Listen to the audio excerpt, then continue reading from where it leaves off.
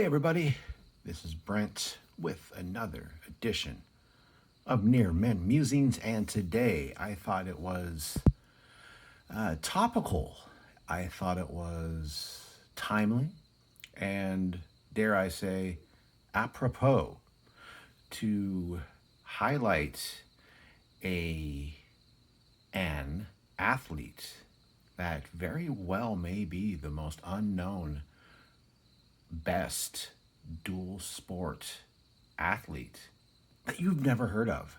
So, why is it apropos? Well, today, Sunday, the Last Dance, the Michael Jordan 10-part documentary, highlighted in episode 7 his departure, his abrupt departure that shocked the world, left the NBA, and went to pursue his unknown at the time dream of playing baseball. That was his dad's dream for him, was to play baseball. So he left the stardom, the domination that he had in the NBA, and went to the lowly double A level of Major League Baseball to try his hand to make his way to the big leagues. So I thought it was appropriate to talk about an athlete that many of you have probably never heard of or didn't know the extent of his accolades and exploits in two different sports.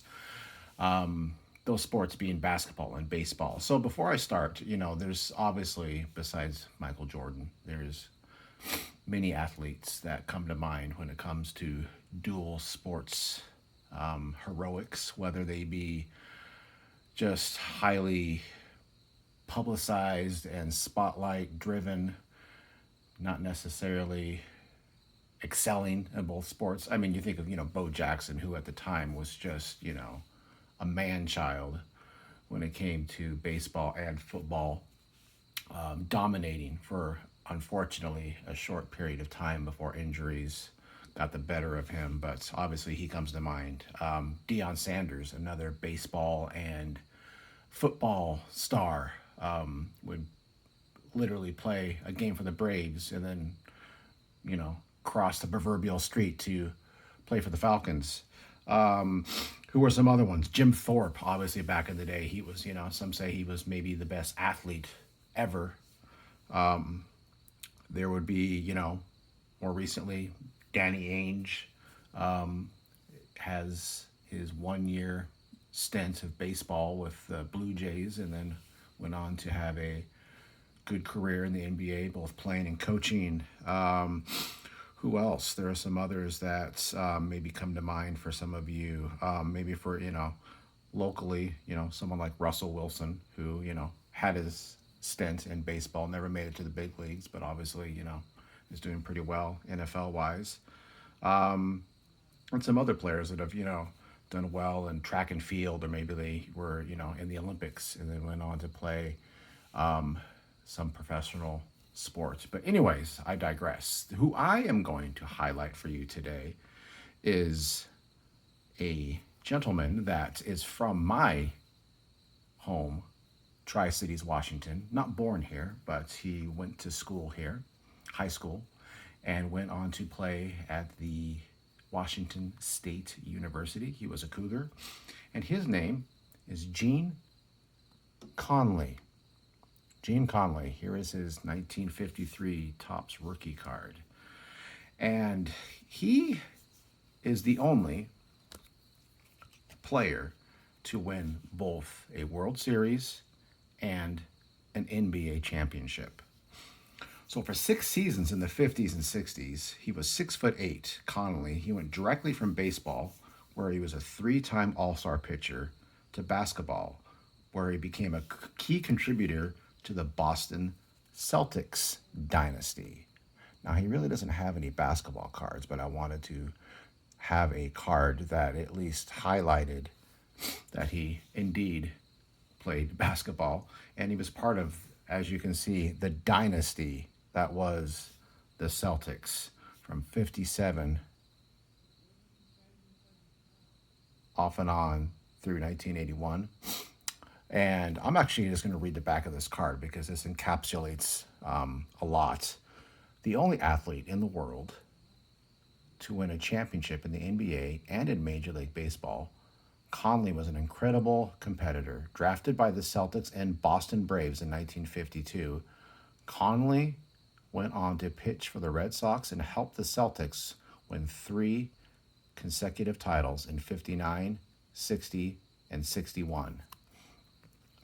So at the time, his height being, how tall did I say it was? 6'8". He was the tallest player in baseball. I think this card says that actually. Um, I have a card that does. So, yes, Gene is the tallest player in the league and a professional basketball player with the Boston Celtics. There's his 53 tops. Here is his 50. Actually, I skipped one. Let's go to this one, shall we? This is next year, again with the Milwaukee Braves. And he was an intimidating right-hander. I mean, think of, he was the precursor to like a Randy Johnson, right? He struck out Ted Williams in the 59 All-Star game, and he once scored over 7'1" basketball superstar Wilt Chamberlain. I mean, how many people can say that? Well, so what'd you do today? Oh, I struck out Ted Williams. Oh, what'd you do last week? Oh, I just scored over Wilt Chamberlain. I'm sure those were conversations that he had with the ladies. He was a part of the Milwaukee Braves team that won the 57 National League pennant and then defeated the New York Yankees in the World Series. His teammates included at the time Hank Aaron, Eddie Matthews, and Warren Spahn. In basketball, Conley won an NBA championship, like I said, in 59, 60, and 61 with the Celtics, coached by the famous Red Auerbach. Auerbach once said, "He's the most incredible athlete in our country. He is the only one who spends the entire year competing under the heaviest of pressure in two major sports. The average athlete would crack under that strain in a hurry. He thrives on it."